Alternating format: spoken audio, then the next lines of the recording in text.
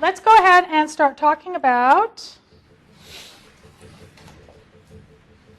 Forum 1. Forum 1 is actually pretty fun. I think I told you that a lot of students actually really like the forums because you go out and you find new cool stuff.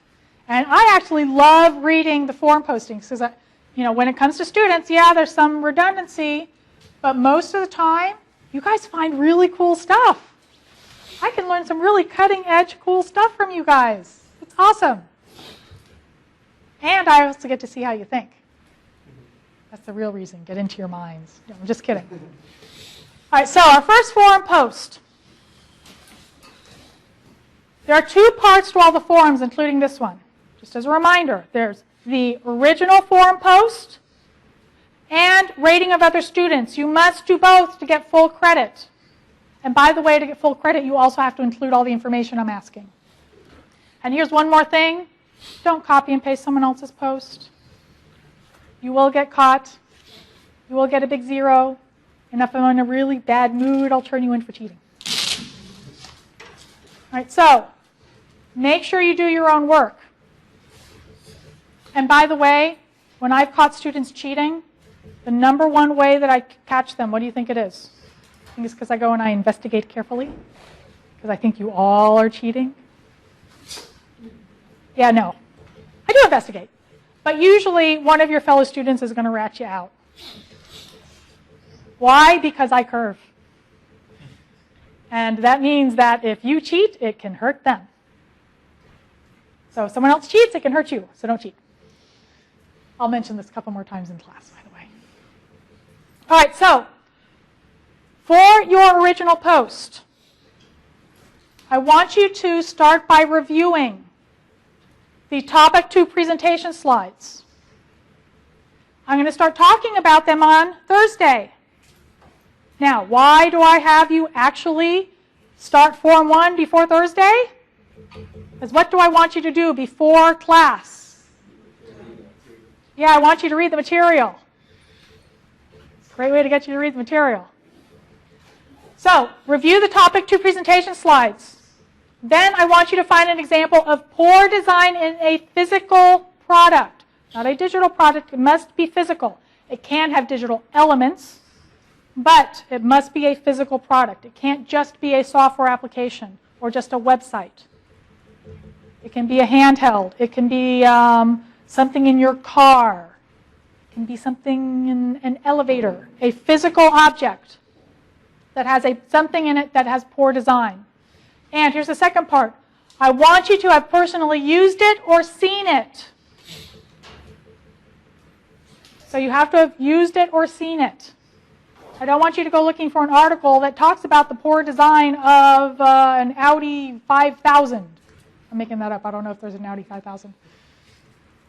All right, if you haven't driven it or you haven't seen it at the car show or the dealership, I don't want you to post about it. It needs to be something that you have used or seen. So, go out, find something really cool that has a really bad design. Usually, as I'm standing in class, people are like, I know exactly what it is already. And for your post, I want you to, in the subject line, put the name of the product. And then, in your post, I want you to describe what the design issue is. What's the problem? What is the problem with this design? Then, I want you to, and this is very important because this is the one thing that students tend to forget the most, that they lose points for. In the Topic 2 presentation slides, we talk about design principles and usability goals. You must be explicit as to which design principles and usability goals it violates. It must be explicit. Don't forget to do that. And I want you to include a photo that shows the problem. Yes? So basically we just have to read the topic, the slides, and we have to choose any product that we like. Any product that you like. And I can tell you usually what students will do first is before they even will look at the Topic 2 presentation slides, they already have a product in mind.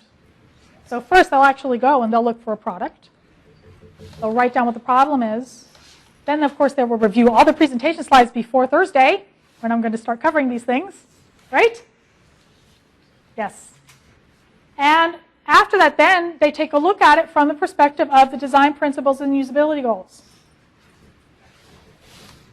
And then write about those. So that's what I actually recommend that you do. That tends to be more natural for most of the students, since this is still something that you're learning.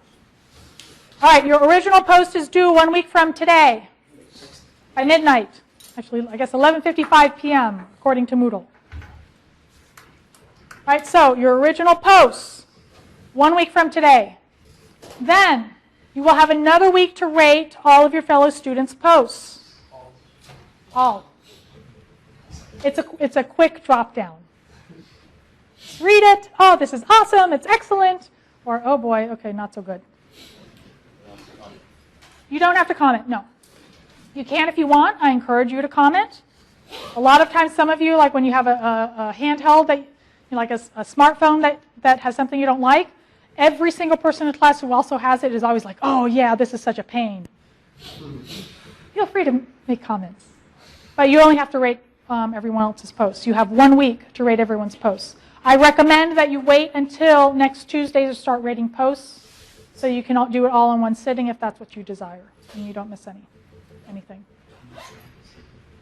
And they are required. For every post you don't rate, you'll lose a point. Okay, any questions? You guys are thrilled and excited and just dying to do your first forum post, right? Yes, awesome.